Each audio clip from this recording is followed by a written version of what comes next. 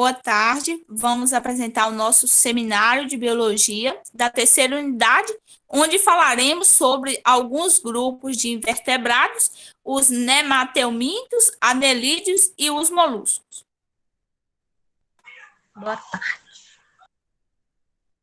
O que são os nematelmintos? Os nematelmintos, eles são organismos invertebrados e não segmentados. Eles são agrupados dentro do filo dos nematódios. E eles recebem também outras denominações, como nematódeos, nematóides, e as características gerais, né? As principais características desses vermes, né? Desses nematelmintos são que eles apresentam uma simetria bilateral. O que é isso, bilateral? É que eles têm um eixo de simetria que divide o elemento ou corpo em duas partes iguais. É por isso que já fala bi, de dois. O modo de vida deles pode ser livre, né?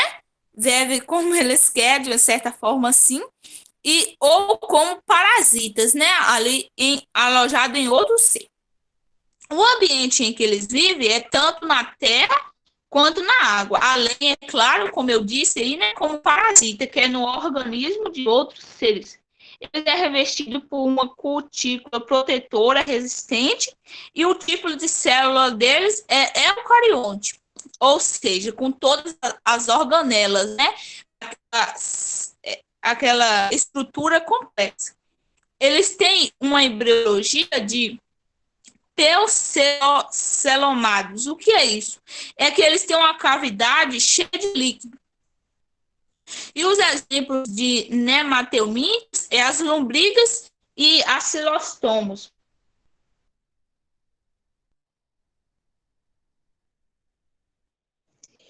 E os nematelmintos, eles podem estar provocando doenças no ser humano. Eles podem sim estar parasitando o ser humano.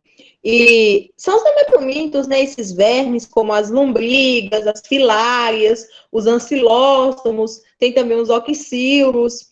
E assim, dentre algumas doenças que podem ser provocadas, né, por nematelmintos estão a ascaridíase, a enterobiose, a elefantíase e a ancilostomose. A ascaridíase, ela é uma das doenças mais famosas entre essas daqui. E ela é causada pela lombriga, né? E as pessoas se contaminam através ali dos ovos do parasita, porque eles grudam ali, né? Eles se eclodem no organismo da pessoa. E essa lombriga, que esse verme, né, ela pode atingir o intestino, o coração, o pulmão, o fígado da pessoa, pode comprometer esses órgãos. Já a enterobiose, ela também é conhecida como oxioríase. Por quê? Porque ela é causada por oxíoros, né? E um sintoma muito presente dessa doença é uma coceira muito intensa no ânus, como se fosse ali uma formação de prurido, sabe? Principalmente à noite. E também as pessoas se contaminam através da via oral. E para evitarmos de termos doenças como essas, é somente termos bons hábitos de higiene.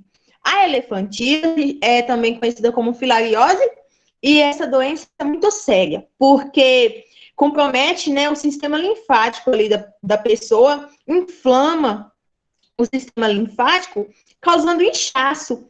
E essa doença, ela é causada, né, por larvas de um nematelminto que é chamado Escherichia bancroft, que ela é transportada, né, pelo mosquito palha.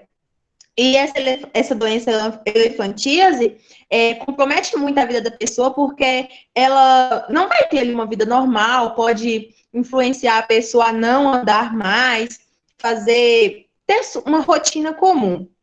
E já a ancilostomose, também é conhecida como amarelão, e também muitas pessoas conhecem ela por doença do jeca-tatu, e as larvas ali do verme Ancylostoma duodenale e Necator americanus, eles penetram na pele do indivíduo e podem causar feridas nos órgãos, a pessoa pode ficar com anemia, como podemos estar observando nas imagens é, a lombriga, uma pessoa com elefantíase, as larvas, um indivíduo também com enterobiose.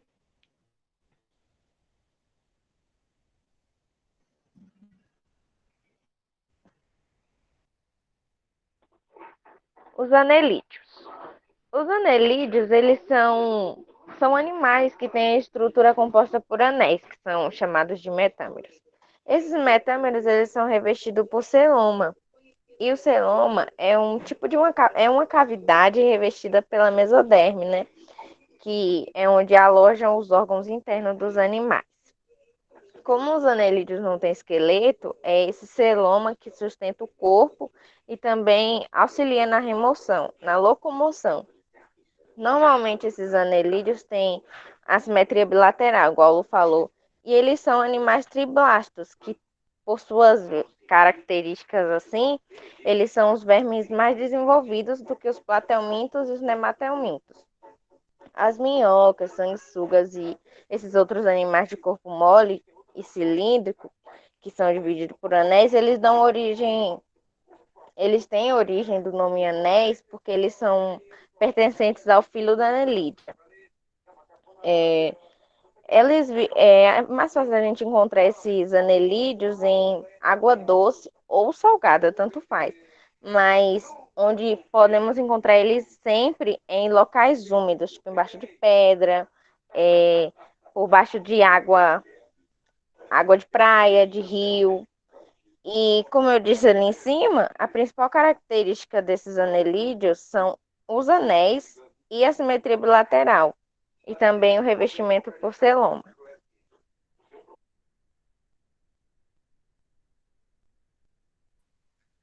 A importância ecológica dos anelídeos e a sua classificação. A importância deles são que os animais são de grande importância para o equilíbrio ecológico, pois além de se alimentarem de detritos e restos orgânicos e de vegetais e de outros animais, e temos como exemplo o caso das minhocas, né, que além de escavarem os túneis na terra, ainda contribui para a fertilidade do solo. Já a classificação dos anelídeos está dividida em três grupos, que são classificados de acordo com a presença ou a ausência de cerdas. Temos os oligoquetos, que apresentam cerdas curtas e em pequenas quantidades. Temos os hirúndios, ou aquetas, que não possuem cerdas e nem parapódios.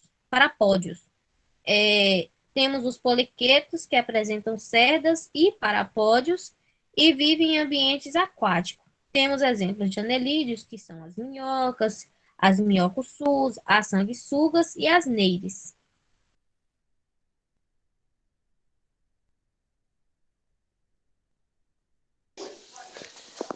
O que são moluscos? Os moluscos são animais invertebrados que são pertencentes ao filo Molusca e se destacam por apresentar o corpo mole. E que, na maioria das vezes, eles são protegidos por uma concha feita de calcário. O tamanho geral desses animais varia muito para cada categoria, existindo desde as espécies menores que 1 milímetro, como alguns caramujos, e até animais de mais de 20 metros, no caso das lulas gigantes. Temos também uma variedade de animais muito familiares, como os polvos, os caracóis, as lulas, as lesmas e os caramujos. Esses animais podem ser encontrados em ambientes aquáticos quanto em ambientes terrestres. As características do molusco. Os molúsculos, eles são animais, né, que representam como característica marcante.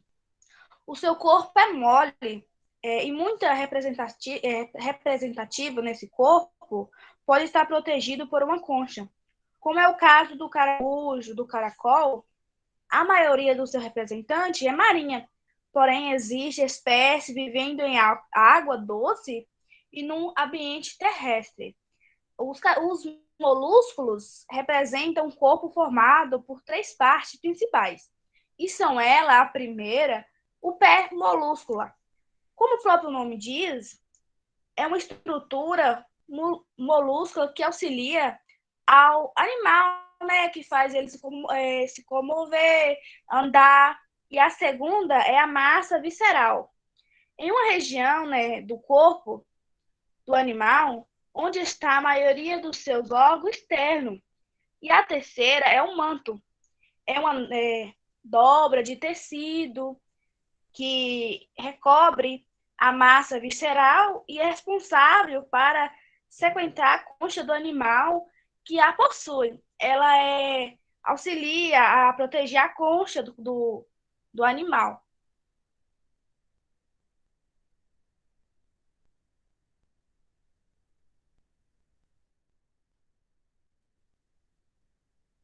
Então, gente, esse foi o nosso seminário, né, onde nós falamos aí sobre as características gerais dos nematelmintos e as doenças associadas a eles. Falamos sobre os anelídeos, né, e a importância ecológica que eles representam, especificamente das minhocas, e as características gerais dos moluscos.